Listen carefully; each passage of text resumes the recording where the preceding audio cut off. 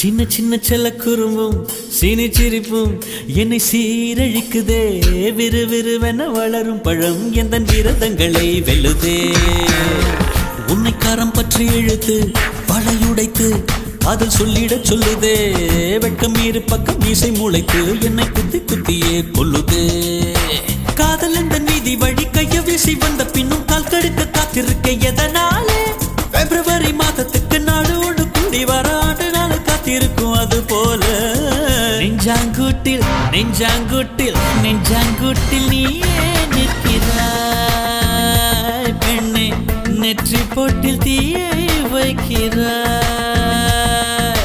காதல் தானே இது, காதல் தானே.